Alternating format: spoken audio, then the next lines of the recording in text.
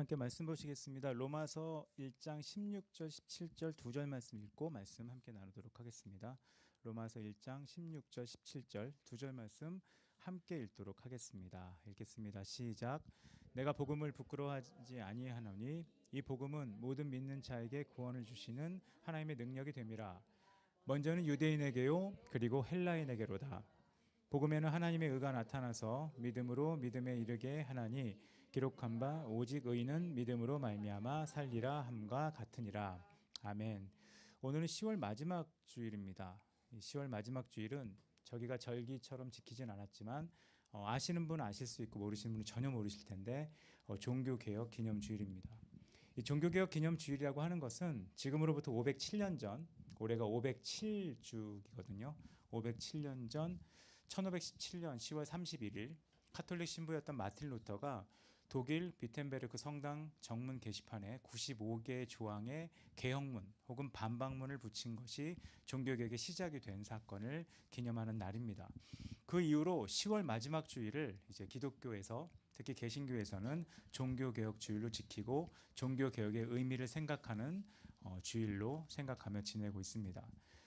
다 학교에서 배우셨겠지만 16세기 종교개혁은 당시 유럽은 물론 세계적으로 또 오늘날까지 많은 영향력을 갖게 했고 문화나 예술이나 많은 부분에 변화를 일으킨 영향으로 남아있는 것을 다 아실 겁니다. 종교개혁이라고 하는 말은 영어로 리포메이션이라고 합니다. 리포메이션이라고 하는 것은 개혁인데 개혁과 비슷한 것처럼 보이지만 잘못 우리가 오해하는 단어가 하나 있습니다. 그게 혁명입니다. 개혁은 잘못된 것을 개선하는 것을 말하고요. 혁명은 뒤집는 것을 말을 합니다. 그래서 혁명이라고 하면 뭔가를 뒤집어 나가는 거지만 개혁은 고치는 겁니다. 혁명은 없던 것을 만들어가는 과정이라면 개혁은 잘못된 것을 고치고 처음 것을 회복하는 의미를 갖고 있습니다. 그래서 세속신앙에서 초대교회 신앙으로 돌아가는 거, 만약 신앙의 혁명이라면 없던 믿음이 생기는 거지만 신앙의 개혁이라고 하면 세속적인 신앙에서 초대교회 신앙으로 돌아가는 것을 의미합니다. 교회가 세속화되고 교회로서 본분을 다하지 못할 때 교회가 부패하고 세상은 혼탁해지고 사회가 전반적으로 어두워지는 것을 역사를 통해 볼 수 있습니다. 그래서 개혁이라고 하는 것은 세상이 악해지고 더러워질 때 교회 스스로 원래 정신을 회복하려고 하는 것을 이제 개혁이라고 말을 하는 겁니다. 종교개혁은 그렇게 기독교 역사에 아주 중요한 의미를 갖고 있습니다. 기독교 역사를 좀 잠깐 보면 기독교 역사에는 중요한 사건이 몇 개가 있었습니다. 초대교회는 성경을 읽어서 아시겠지만 많은 핍박 가운데 박해를 받으면서 신앙을 지켰습니다. 그래서 지하 카타콤이라고 하는 곳에 숨어서 예배를 드리기도 하고 또 수많은 순교자들이 예수를 믿는다는 이유로 아주 잔인한 죽음을 경험하기도 했었습니다. 그러다가 성령으로 충만한 사도들은 그 와중에도 복음을 전파하고 당시 로마 제국까지 기독교를 전파했었습니다. 로마는 당연히 핍박을 했죠. 그래서 많은 핍박을 받았는데 놀랍게도 주 313년에 기독교는 로마의 콘스탄틴 황제에 의해서 국교로 인정을 받습니다. 국교로 인정을 받으니까 기독교는 안정적인 신앙이 가능하게 되었습니다. 이제 숨어서 어느 가정에 숨거나 동굴에서 숨어서 예배드릴 필요가 없게 되었습니다. 당당하게 어디서든지 자유롭게 예배를 드릴 수 있는 환경이 되었다는 겁니다. 그때 교회는 많은 사람들이 몰려오는 곳이 되었고 그로 인해 대형 예배당이 생기고 또 많은 사람들이 모일 수 있는 광장이나 이런 곳에서 집회가 열리고 일들이 발생하게 됩니다. 마치 세상이 기독교 천지가 된 것처럼 보였고 교회는 이제 권력을 장악하게 됩니다. 근데 문제는 이때부터 기독교 안에 부작용이 생기게 됩니다. 예배에는 사람들을 더 모을 수 있는 신비적인 요소들이 들어가기 시작했고 마리아 사상을 비롯한 많은 유물 사상들이 일어나기 시작했고 교회는 권력과 힘이 모이기 때문에 부패하기 시작을 합니다. 예배와 신앙생활이 형식화되고 의식화됩니다. 예배는 가면 갈수록 화려해집니다. 그러나 삶은 가면 갈수록 어두워집니다. 삶이 무너지니까 삶의 무너짐을 해소하기 위해 예배는 좀 더 경건하고 화려하고 멋있게 바뀌어가기 시작을 합니다. 급기야 동방교회와 서방교회가 예배 양식에 대한 차이로 1054년에 분리됩니다. 그래서 11세기부터 동유럽과 중동 지역에 있는 동쪽의 동방교회를 헬라 정통교회라고 불렀고 로마를 중심으로 하는 로마 교황이 다스리는 서로마 제국 안에 있는 서방교회를 로마 카톨릭이라고 부르게 되는 역사가 있게 됩니다. 그 이후 유럽은 대부분 우리가 아는 로마 카톨릭 교회의 지배 아래 있게 됩니다. 근데 문제는 이 로마 카톨릭이 여러 세기를 지나면서 더 많이 부패하게 됩니다. 뭐 대표적인 예가 교직을 돈으로 매매합니다. 그러니까 신부가 되느냐 이런 것들을 돈으로 매매할 수 있게 되었고 16세기 와서는 가장 큰 타락의 증거로 나타나는 것이 사람이 죄사함을 받는데 면죄부를 사면 죄사함을 받을 수 있다는 일이 생기게 됩니다. 죄가 있는 사람에게 죄를 해결해 줄 수 있는, 이미 죽어서 예수를 못 믿는 사람에게 구원을 얻게 해주는, 그리고 거대한 성당을 짓는데 그 돈을 충당할 수 있는 아주 지혜로운 전략을 누군가 만들어서 면죄부를 사면 누구든지 구원을 얻을 수 있다는 기독교 본질을 완전히, 돈으로 죄를 용서받을 수 있고 기독교 본질이 완전히 망가지는 이런 것들에 대해서 사람들에게 돈을 얻기 위해 파는 일이 발생하게 됐다는 겁니다.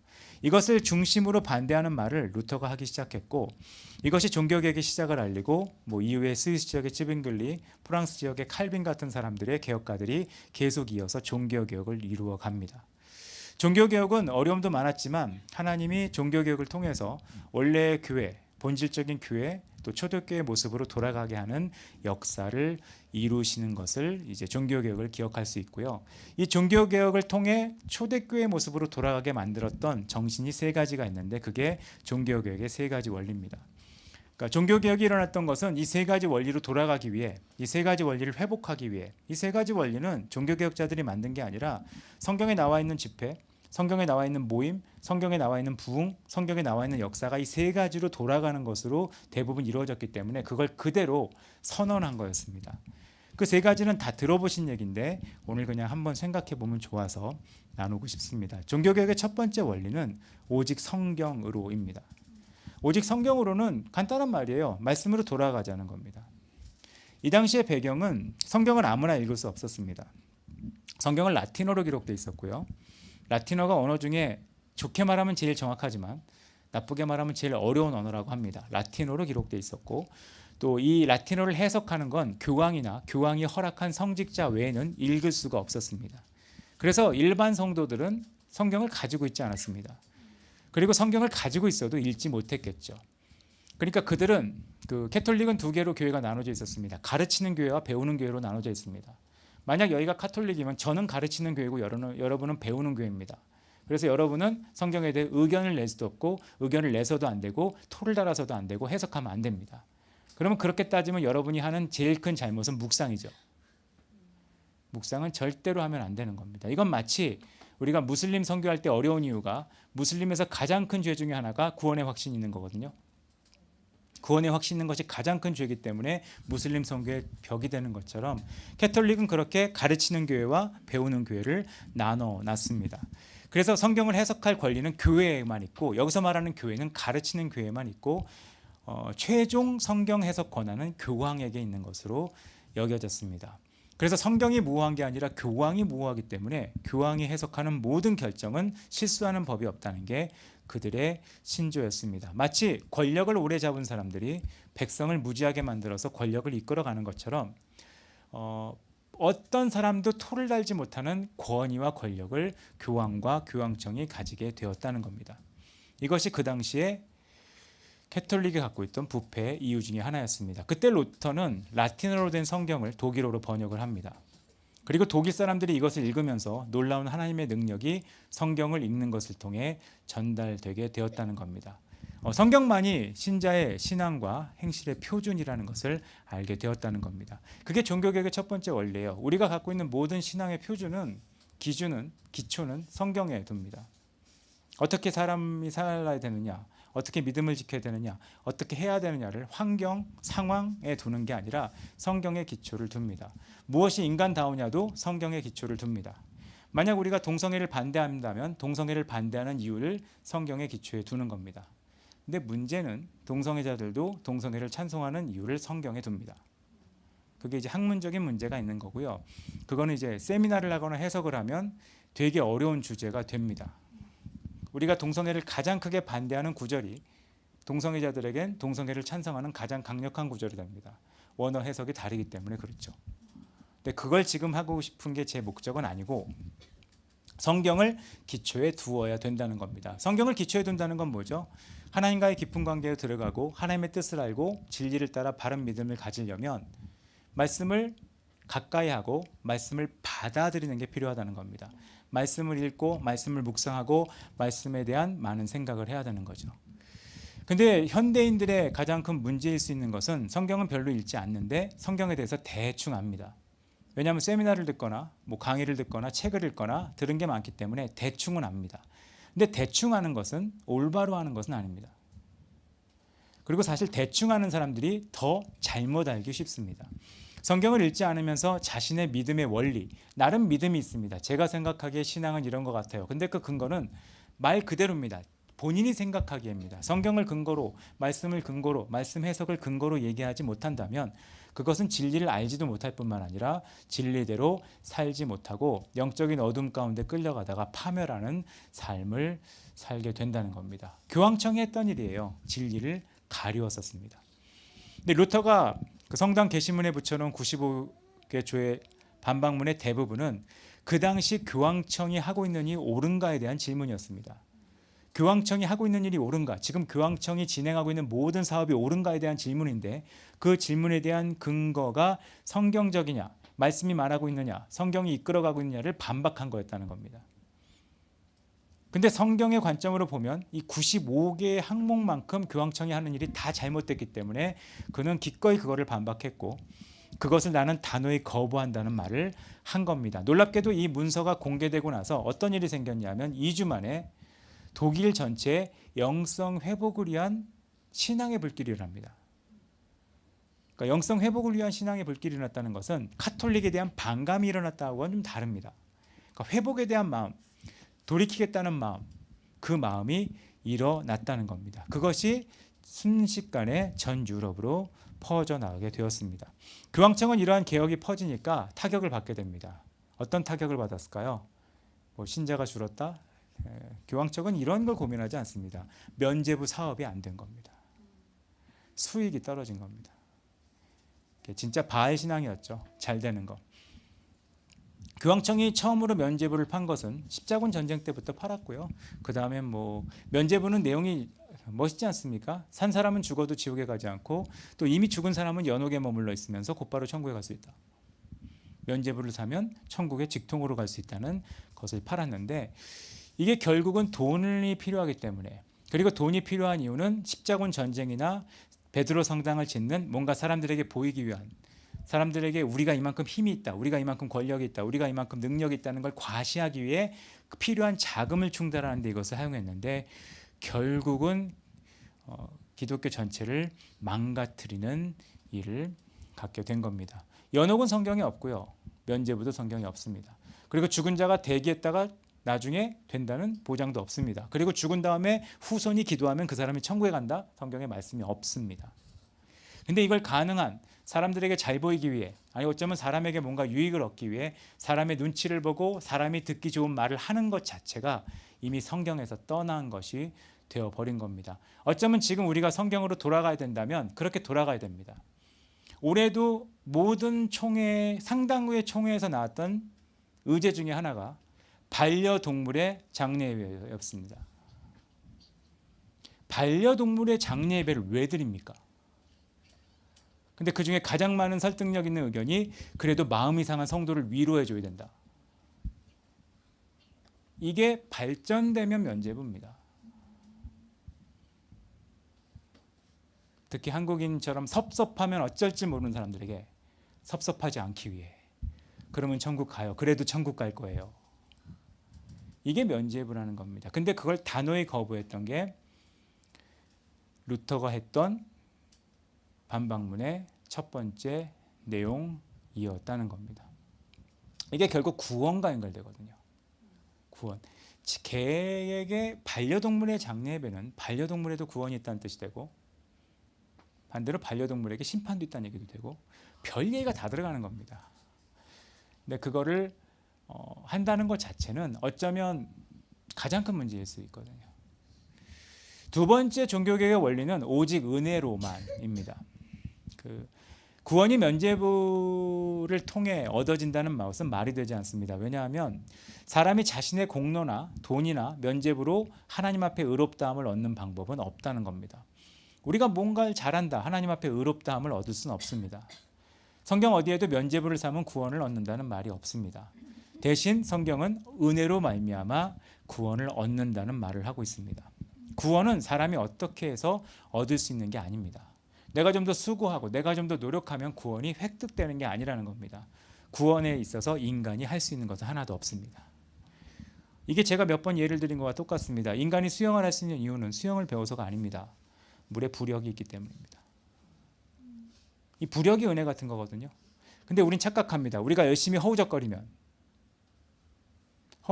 체력이 떨어져서 빨리 죽습니다.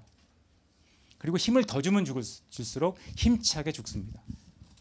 부력을 의지하는 것밖에 없습니다.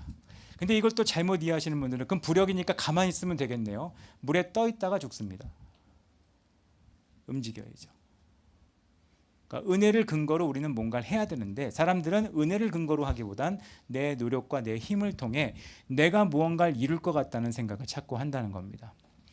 특히 구원이라는 말은 무언가로부터 풀려나는 건데 무언가로부터 자유를 얻는 건데 자유를 얻지 못하는 상황인 사람은 스스로 자유를 얻을 수 없습니다. 구조가 필요하거든요. 인간의 구원은 구조와 가깝습니다. 누가 물에 빠졌을 때는 구조대가 들어가야 됩니다. 누가 불에 있는 건물에 갇혀 있다면 또 구조대가 들어가야 됩니다. 그거와 똑같은 상태가 구원인데 스스로 내가 회복할 수 있다고 얘기하는 것은 잘못된 생각이라는 겁니다. 이건 예수 그리스도가 오셔서 우리를 구원했기 때문에 우린 구원에 의해 회복되고 산다는 겁니다. 그래서 가장 큰 기독교인이 누릴 수 있는 은혜를 우리는 구원의 은혜라고 말을 합니다. 이 구원의 은혜는 공짜로 주어지는 거거든요. 그러니까 공짜로 주어졌기 때문에 우리는 그것의 가치가 요즘 말하는 공짜하고 달라요. 요즘 사람들은 공짜면 가치가 떨어진다고 생각합니다. 근데 인간에게 가장 중요한 것은 대부분 공짜이죠. 대표적인 게 산소잖아요. 전 산소는 대단하다고 생각해요. 여러분 5분만 여러분의 숨을 멈추게 하면 여러분 거의 다 죽습니다. 특별한 훈련을 받지 않은 사람이면. 근데 우리는 공기에 대해서는 공짜로 합니다. 태양도 없으면 여러분은 어려워집니다. 근데 우린 공짜로 누립니다. 이건 가치가 떨어진다는 게 아니라 가치를 측정할 수 없고 가치를 측정함과 동시에 모두가 죽게 되는 일이 발생하는 것을 우리는 이렇게 말을 하는 겁니다. 하나님이 우리 가운데 그렇게 은혜를 주신 것이죠. 그래서 은혜라는 말은 우리가 할 수 있는 것이 없고 주님을 의지해야 된다는 것을 말을 해주는 겁니다. 이게 종교개혁의 두 번째 정신이었어요. 근데 캐톨릭은 그게 아니라 자기 공로가 있었거든요. 마치 우리나라는 이런 느낌이에요. 내가 그래도 뭐라도 해야 나중에 할 말 있지 않습니까? 우린 그런 게 좀 있거든요. 내가 그래도 이 정도 수고해야 주님 앞에 나중에 천국 갔을 때 할 말 있지 않겠습니까? 그 할 말이 있으려고 하는 것 자체가 은혜를 의지하지 않는다는 것을 의미하고요. 최선을 다했지만 내가 한 것이 아닙니다라고 고백하는 것이 은혜를 아는 사람의 기본적 태도라는 겁니다. 세 번째 마지막 종교개혁의 원리는 오직 믿음으로입니다. 믿음으로. 이 믿음으로란 말은 은혜와 연결되는 말이죠. 내가 아무리 선행을 하고 올바른 일을 해도 되는 게 없다는 것을 고백하는 겁니다. 이거를 가장 잘 알던 사람이 마틴 루터였습니다. 요즘 이 은혜 얘기하고 믿음 얘기하는 사람이 자유를 얘기하거든요. 그래서 이건 너무 율법적이에요. 자유한 게 좋아요. 저렇게 하면 너무 형식적이고 율법적이에요. 그런 말을 한다는 것 자체는 제가 지난주에 말씀드렸지만 어느 정도 율법적인 삶을 살았던 사람이 그런 말을 하면 말이 되지만 율법적인 삶을 안 살았던 사람이 자유를 얘기한다는 것은 그건 방종입니다. 방종이에요. 자유는 어느 정도의 훈련을 통해 나오는 거지 아무것도 안 하는 건 자유라고 하지 않고 방종이라고 하는 거죠. 루터가 이런 말을 할 수 있었던 이유는 루터는 당시 수도원에 있었고 엄청난 훈련 가운데 있었습니다. 루터가 했던 명언이 있습니다. 기독교에서 가장 잘못된 전달된 명언, 하루에 몇 시간 이상 기도하지 않으면 나는 살 수 없다라는 것이 잘못 전달됐는데 그거는 은혜를 몰랐던 루터가 살았던 삶을 얘기하는 겁니다. 루터는 자기가 하루에 5시간 이상 기도하고 몇 시간 이상 수행을 하고 뭔가를 해야지 내가 은혜를 얻을 수 있다고 생각을 한 겁니다. 그러다가 알게 된 거예요. 이게 아니다. 이게 아니다. 내가 아무리 선행을 힘쓰고 내가 아무리 애를 써도 평화가 없다는 거예요. 그러다가 로마서를 읽다가 로마서 1장 17절 아까 읽었던 말씀이죠. 의인이 믿음으로 산다는 말씀을 통해 구원의 진리를 깨닫게 된 거예요. 노력으로 사는 게 아니구나. 힘으로 사는 게 아니구나. 애쓰어서 되는 게 아니구나. 요즘은 안 읽는 책 중에 하나일 수 있는데 저희 집에 책 중에 하나가 있거든요. 그러니까 알려진 책은 아니에요. 부흥의 역사라는 책이 있어요. 제가 부흥에 관심이 있었을 때, 선교단체에 있었을 때 과연 기독교 역사의 부흥은 언제 일어났는가, 어떤 분이 모아가지고 책을 만들었어요. 그래서 부흥을 쫙 봤는데 부흥의 공통적 특징이 하나가 있어요. 인간이 부흥을 일으키려고 노력했을 때 부흥이 일어난 적은 없다. 부흥은 한 번도 인간의 노력으로 일어난 적이 없는 거예요. 갑자기 하늘에서 불씨가 떨어진 거예요. 근데 인간이 뭔가 자기적으로 만들려고 하는 노력, 이런 수고는 믿음에 의해서 나오는 게 아니라는 겁니다. 하나님은 인간의 노력과 공로를 요구하지 않으십니다. 하나님이 요구하는 건 되게 단순해요. 예수 그리스도를 믿어라. 믿어라. 믿어라예요. 우리 대신 죽으신 예수 그리스도를 믿어라. 믿으라는 거예요. 그러니까 이 믿는다는 것은 다르게 표현하면 하나님을 좀 더 의지하라는 거죠. 그냥 편하게 설명해 드릴게요. 그 수영으로 다시 말씀드릴까요? 전 이게 제일 편한 예여서 부력을 믿으라는 얘기는 물에서 미친 듯이 힘을 주라는 뜻이 아니에요. 힘을 빼라는 거거든요. 힘을 빼라는 거. 그럼 많은 사람이 반박합니다. 힘을 빼면 죽는 거 아닌가요? 아니요. 힘을 빼야 돼요. 신앙도 마찬가지예요. 내가 뭔가를 하기 위해, 내가 뭔가를 이루기 위해, 내가 뭔가 만들어가기 위해 힘을 주는 것은 신앙이 아니에요. 진짜 신앙은 힘을 빼는 겁니다. 보통 사람들이 힘을 주잖아요. 어떻게 힘을 줘요? 이거라도 안 하면 나는 내 인생이 무너질 것 같다. 내가 이거라도 안 하면 내가 흔들릴 것 같다. 내가 이거라도 얻지 않으면 불안하다. 이게 지금까지 한국교회 전체 예배, 모임, 수련회 모든 것에 영향을 주지 않았습니까? 우리 애가 고3인데 수련회 가면 안 될 것 같고, 내가 취업을 앞두고 있는데 지금 모임에 가면 안 될 것 같고, 이 중요한 시간에 교회 시간을 빼면 안 될 것 같고, 이 바쁘고 정신없을 때 성경 읽으면 안 될 것 같고, 자기가 살겠다고 힘주다가 이렇게 된 거 아닙니까? 은혜라는 거, 믿음이라는 것은 그냥 하나님을 믿기 위해 내가 발버둥치려는 힘을 빼는 겁니다. 그거를 보여주는 예로 제가 한번 말씀드렸던 게 모세가 하나님을 만난 장면 아닙니까? 모세는 40세까지 믿음을 갖고 살았을까요? 아니요.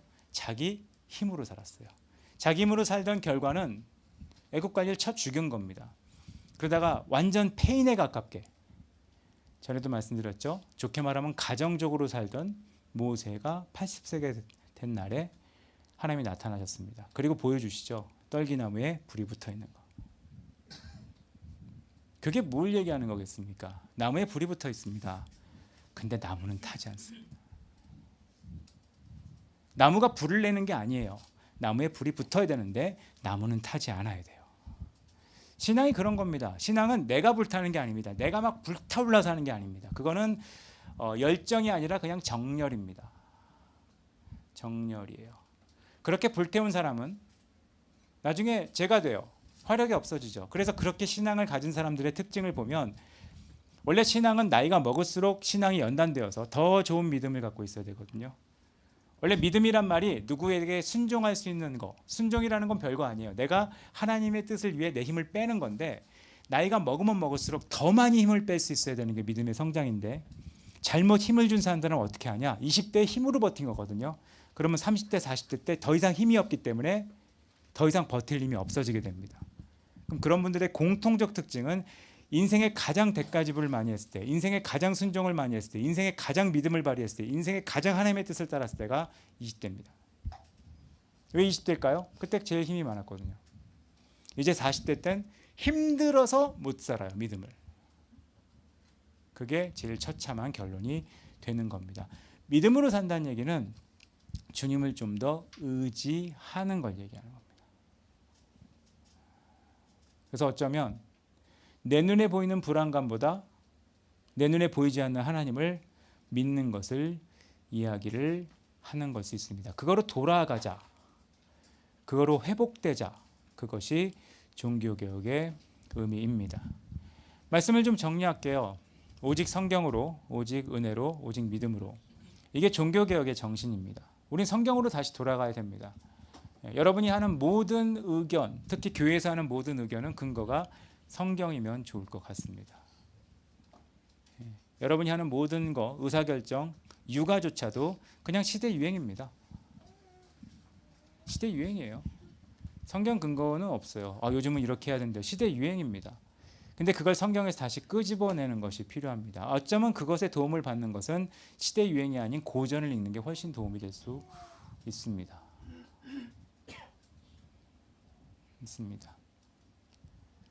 그리고 은혜로 살아야 됩니다. 내 힘으로 살려고 발버둥 치다가 안 되면 가끔 기도하는 게 아니라 실제로 은혜로 살고 하나님 앞에 나가야 됩니다. 그리고 믿음으로 살아야 됩니다. 그리고 믿음으로 산다는 건 주님을 의지한다는 것이고, 주님을 의지한다는 것은 주님 앞에 힘을 빼는 것이고, 주님 앞에 힘을 뺀다는 것은 어쩌면 세상에서 가장 힘이 빠지는 짓, 신앙의 도리를 다하는 겁니다. 예배 드리는 거, 기도하는 거, 성경 읽는 거, 정말 맥 빠지는 짓이죠. 그게 힘 빼는 거예요. 그거 한다고 인생에 무슨 도움이 되겠냐. 그게 진짜 힘을 주는 거예요. 아니 뭐 별거 없는데 뭐 그냥 뭐 예배 드린다고 별일 있어? 그게 힘, 그게 의지하는 거라고. 아니 뭐 꼭 뭐 가야 되나? 줌으로 그냥 보면 되지.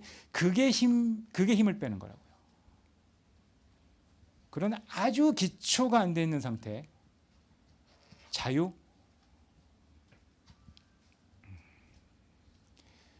제가 어제 자유성을 가는데 인상적이었어요. 아줌마 한 명이 미친 듯이 접영을 하고 있었어요. 제가 참았어야 되는데 50분 정도 보니까 너무 마음이 힘든 거예요. 왜냐하면 그분이 저렇게 수영하면 목에 담이 와서 다음날 못 일어날 것 같거든요. 접영을 하시는데 구조신호죠. 완전히 구조신호에 물살을 헤치면서 쇠빙 뭐 얼음을 깨면서 오는 배처럼 막 오시는 거예요.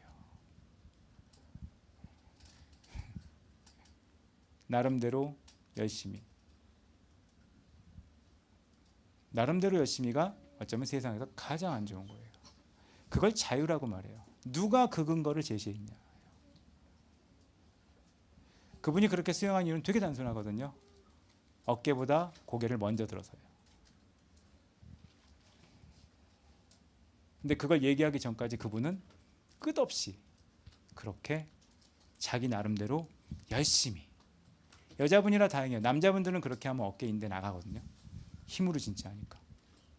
신앙을 그렇게 한다고요. 내가 나름대로 도리를 지키는 거, 해야 할 일을 하는 게 중요하다는 겁니다. 그리고 생각난 김에 율법하고 은혜에 대해 헷갈려 하시는데, 율법과 은혜는 이렇게 이해하시면 돼요. 우리는 밥 먹기 위해 살지 않죠. 먹기 위해 사는 것은 사람이 아니에요. 마치 율법주의는 먹기 위해 산다고 말하는 것 같은 거예요. 그럼 우린 먹기 위해 사는 존재가 아니야. 우린 더 고상한 비전이 있어 라고 얘기하면 그게 은혜로 사는 것처럼 보입니다. 근데 여러분이 먹기 위해 살지 않는다고 굶습니까? 굶어요? 먹기 위해 사는 건 인간의 삶이 아니야. 오늘부터 굶어. 그랑 똑같이 산다고요. 율법주의는 나쁜 거야. 오늘부터 율법 하나도 안 지켜. 그거는 인간 이하로 사는 거예요. 어디서 그런 자유가 들어와 버린 거예요. 뭐 예배, 우린 율법적으로 그렇게 예배 드리는 거 아니야. 그럼 예배 안 드리면 시간 뭐 그렇게 매이는 거 아니야. 그러면 인생 그러면 우린 밥 먹기 위해 사는 게 아니야. 그럼 굶어요? 이게 이상하게 들어온 거예요. 믿음으로 산다는 것은 구원을 얻기 위해 믿음의 도리를 하는 게 아니라 구원을 얻었기 때문에 구원의 도리를 힘을 빼고 하는 걸 얘기하는 겁니다. 그렇게 돌아가는 게 종교개혁의 정신이에요. 그런 사람들이 있을 때 종교개혁이 우리에게 주는 희망이 뭔지 아세요? 종교개혁에 힘이 있었던 이유는 캐톨릭보다 종교개혁자가 많아서가 아니에요. 진짜가 있었기 때문에. 일반 세계사 보세요. 세계사 보시면 캐톨릭이 더 세요. 캐톨릭이 더 셌었습니다. 그리고 기독교 역사에서 모든 교리가 무너지려고 했을 때 그 무너지는 교리에 반대했던 사람의 수는 늘 적었어요. 근데 왜 적은 자들이 이길 수 있었는가? 수가 적었는데, 그렇게 요란하지 않았는데, 이유는 진짜였거든요. 가짜가 판치는 세상, 진짜인 척하는 세상, 모임 하나 하고 예배 한 번 드리고 기도 한 번 하고 퉁치는 세상, 그곳에는 개혁은 절대로 일어나지 않았습니다. 루터가 개혁을 이룰 수 있었던 이유는 어쩌면 그걸 수 있어요. 루터는 자기의 모든 신분 기득권을 버리고 진리를 위해 희생했거든요. 지금 그런 사람이 없는 것이 개혁이 일어나지 않는 가장 큰 이유라고 생각을 합니다. 과거 얘기 하나 하고 싶어요. 1980년대 말 90년대 초가 우리나라의 역사에 되게 큰 역사가 일어났죠. 민주적으로 얘기하면 독재 정권을 무너뜨리려고 시위가 일어나고 대학교마다 시위하고 1987이라는 영화에도 나오잖아요. 막 사람들이. 근데 기독교는 동시에 집회에 참석하지 않는 기독교인들은 모여서 예수행진하고 캠퍼스마다 복음을 전하기 위해 집회하고 전도하고 그런 일을 있었습니다. 양쪽 공통된 특징이 뭔지 아세요? 양쪽 다 민주 시위에 참여한 청년, 기독 집회에 참여한 청년 공통적 특징이 둘 다 취업과 학점에 그렇게 신경 쓰지 않은 것. 나쁘게 말할까요? 생각 없는 인간들이었어요. 좋게 말할까요? 기득권에 대한 희생이 있었다. 그런 희생이 있는 사람들이 하나님께로 돌아가려고 했을 때 우리는 종교개혁이라고 하는 엄청난 역사를 경험할 수 있었다는 겁니다. 그걸 이제 뭐 선교단체에서 대가지불이라고 하죠. 전 종교개혁 주간에 그런 생각을 하고 싶습니다. 제가 지난주도 책을 얘기했지만 불안세대라는 책이 있습니다. 불안세대라는 책은 뭐 몇 살 이후에 스마트폰을 보게 하고 몇 살 이후에 그 OTT나 뭐 SNS에 참여하게 하고 그런 것들을 제한하자는 이제 미국의 뭐 심리학자와 그 정책의 얘기들을 담고 있는 책입니다. 그 책을 읽으면 아마 어른들이 그 책을 읽으면 자녀가 있는 대부분의 엄마나 아빠가 그 책을 읽으면 본인 스스로가 불안 세대가 되실 거예요. 큰일 났다. 우리 애 큰일 났다. 근데 그 책이 우리나라에 엄청난 반향을 일으킬 것 같이 보이지만 영향을 못 주는 이유가 뭔지 아십니까? 대부분의 부모는 애들한테 스마트폰이나 이런 걸 안 보여주면 본인이 지게 될 육아심이 너무 크기 때문에 결국은 변화는 기득권을 내려놔야 변화는 기득권을 포기해야 가능한 건데 그게 어쩌면 우리의 가장 큰 관건이라고 할 수 있습니다. 오늘은 종교개혁 주일입니다. 종교개혁 주일입니다. 종교개혁은 개혁을 이루자는 겁니다. 개혁은 있는 것을 뜯어 고치자는 겁니다. 그리고 원래의 정신으로 돌아가자는 겁니다. 무엇이 진짜인가? 무엇이 하나님이 원하시는 신앙의 핵심인가로 돌아가자는 게 종교개혁인데 전 여러분이 개혁자의 신앙 정신을 갖는 분들이 되셨으면 좋겠습니다. 신앙이 뭐냐? 신앙이 뭐냐? 과연 신앙의 핵심이 뭐냐? 뭔가를 반대하고 뭔가에 대해서 아니라고 얘기하는 개혁은 사실 내부를 변화시키는 거거든요. 어쩌면 오늘 정말 우리에게 필요한 기도는 어쩌면 올해 우리에게 정말 필요한 기도는 기독교 내부의 개혁이라고 생각을 합니다. 죄를 죄라고 말할 수 있는 거, 아닌 건 아니라고 말할 수 있는 거, 이건 정상이 아니면 정상이 아니라고 말할 수 있는 거, 이건 신앙이 아니라고 얘기하면 신앙이 아니라고 얘기할 수 있는 거, 그것이 회복돼야 되는데 실제로 그 회복이 쉬운 시대는 아니라고 생각을 합니다. 개혁이 일어났으면 좋겠어요. 옛날처럼 개혁이.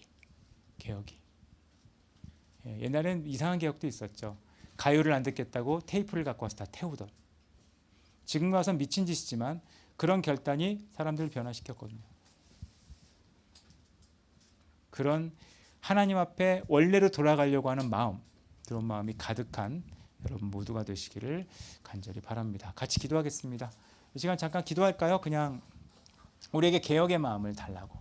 개혁은 내게 있는 것을 뜯어 고치는 겁니다.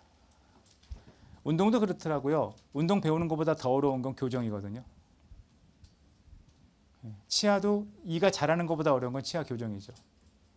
걷는 것보다 어려운 건 자세 교정입니다. 교정이 제일 어렵습니다. 개혁은 교정과 같은 겁니다. 혁명이 아닙니다. 교정. 내가 하고 있는 것을 올바르게 할 수 있는가? 나는 가면 갈수록 더 올바라질 수 있는가? 그걸 선택하는 건데 우리에게 종교개혁자의 마음 같은 것을 부어달라고. 그래서 다시 성경으로, 다시 은혜로, 다시 믿음으로 돌아갈 수 있는 하나님의 역사가 우리에게 있기를 잠깐 기도하는 시간 갖도록 하겠습니다. 같이 기도하겠습니다.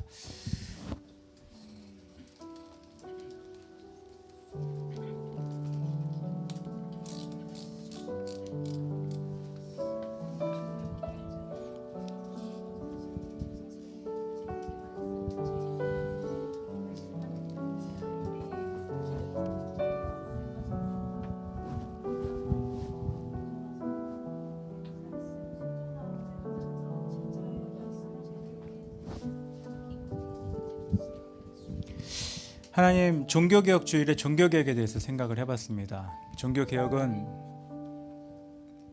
외부의 적과 싸우는 개혁이라기보다 내부를 새롭게 하자는 거였습니다. 돌아가기 위해, 어딘가를 바꾸기 위한 혁명을 위한 게 아니라 우리가 원래의 모습으로 돌아가기 위해, 뜯어고치기 위해 반박하며 새롭게 하기를 요청했던 그런 사건인 것을 잠깐 나눴습니다. 우리는 가끔 혁명을 꿈꾸고 세상에 뭔가를 뜯어고치기를 많이 힘쓰지만 실제로 우리에게 필요한 것은 개혁, 우리가 변형되거나 틀어지는 우리의 모습을 올바로 갖는 것이 더 중요한 때라고 생각을 합니다. 우리에게 개혁이 있도록 하여 주시옵소서. 소경이 소경을 인도하는 삶을 살기보다 우리 먼저 밝히보기 위한 노력이 있게 해주십시오. 그리고 누군가의 잘못을 지적하기보다 우리가 올바로 할 수 있는 것에 대한 결단이 있게 해주십시오. 그래서 누군가 하나님이 허락하시고 하나님이 기회를 주셨을 때 누군가를 바르게 인도할 수 있는 능력이 먼저 우리 기독교인들에게 있을 수 있도록 하나님 역사하여 주시옵소서. 우리에게 그런 개혁의 놀라운 일들이 있기를 소망하고 예수 그리스도 이름으로 기도드렸습니다. 아멘. 오직 주의 은혜로 지금 여기 서 있네. 한없는 경배, 한없는 찬양, 내 영혼 예배드리네.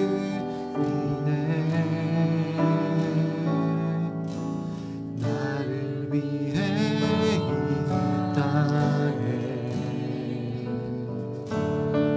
오신 주의 은혜, 십자가 고통 이기신 주님, 그네 어찌 주님, 주네 날 채우시네, 주네 보게 하시네. 살아가는 동안 은혜로만 살리, 십자가 은혜로 주네, 주네 날 채우시네, 주네 보게 하시네. 살아가는 동안 은혜로만 살리, 십자가 은혜로 주네로 이곳에, 주네로 이곳에 서 있네. 주 임재에 엎드려 절하네. 그 어느 것도 난 필요 없네. 주님만 경배해. 주네로 이곳에 서 있네. 주 임재에 엎드려 절하네. 그 어느 것도 난 필요 없네. 주님만